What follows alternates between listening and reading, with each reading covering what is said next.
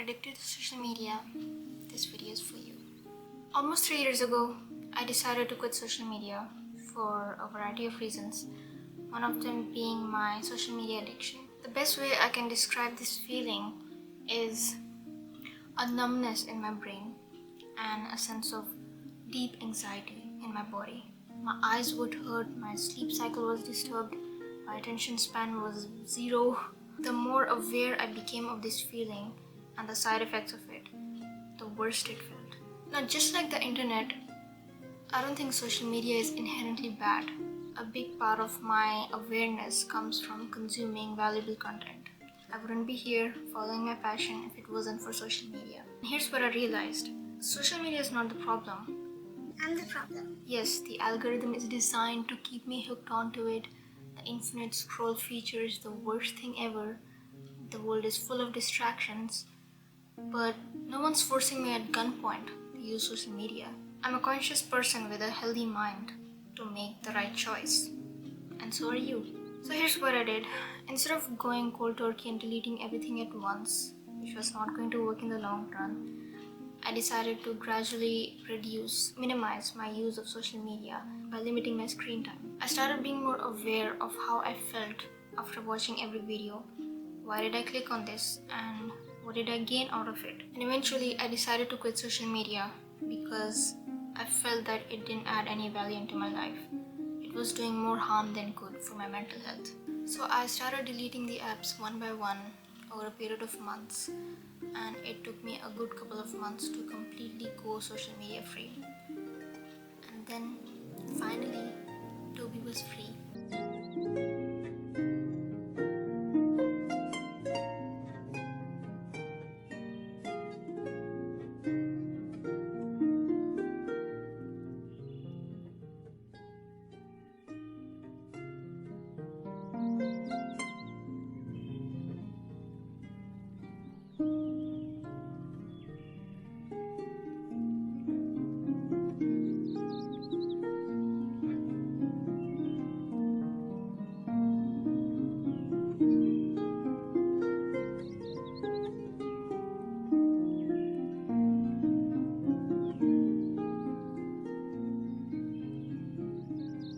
I finally had time to do all the things that I never had time for. I started reading books and I started exercise, meditation, self-care. It was during this phase when I actually discovered all the healthy habits because I emptied my mind from all the distractions. My body felt alive after so long and my anxiety levels were almost non-existent. My confidence level improved to a significant amount because I wasn't looking at all these flawless filtered Photoshop bodies which made me insecure about myself. After a long time, I felt at peace with where I was in life without feeling behind because I wasn't comparing myself with anyone else on social media. I also stopped reading the news, which in my opinion is a form of small t trauma.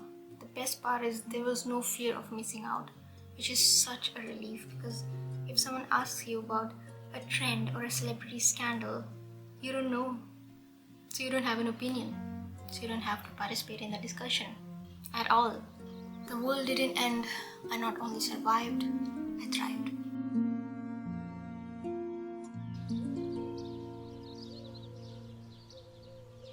Now, I won't lie, the withdrawal symptoms were not easy to deal with.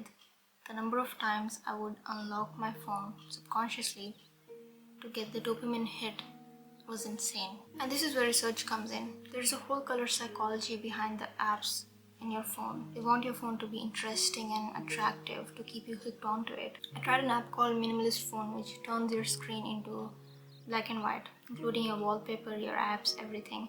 I'll link it in the description for anyone who wants to try it. In the end, the most rewarding part is I rewired my brain.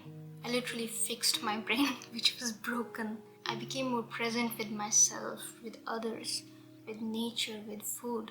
I don't feel the need to capture every moment. And meditation played a big role in it.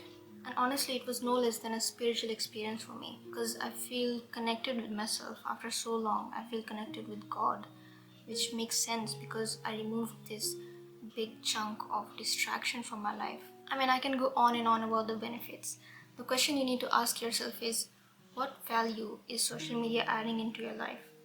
And how much of this value are you truly implementing in your life? On a side note, I recently joined Twitter, aka X, because I desperately felt the need to connect with other creators, and I think Twitter is a healthy space for that. I'm not active on Twitter right now, but I will be in the future because I love writing and it's a platform which acknowledges good writers. I wouldn't ask you to follow me unless you have an active Twitter account and if you think my tweets would add value to you.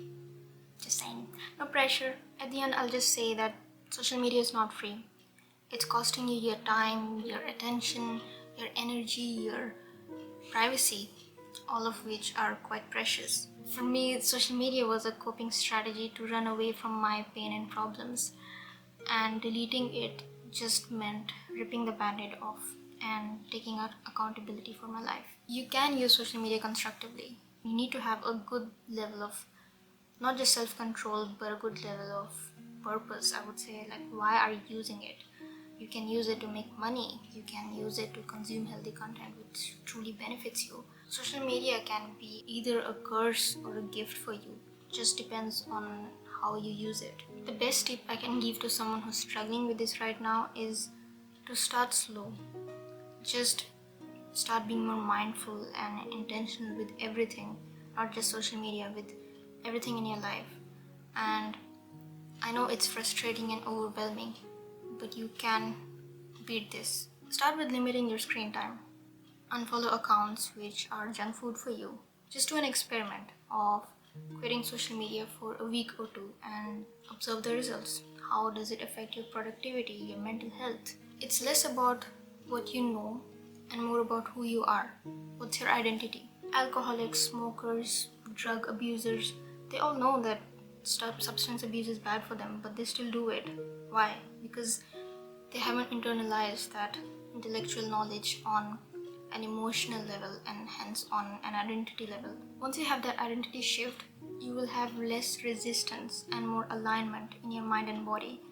You won't have to rely on motivation. I highly recommend reading the Atomic Habits to understand this concept on a deeper level. One of the ways to treat an addiction is to understand it inside out. I highly recommend you do some research.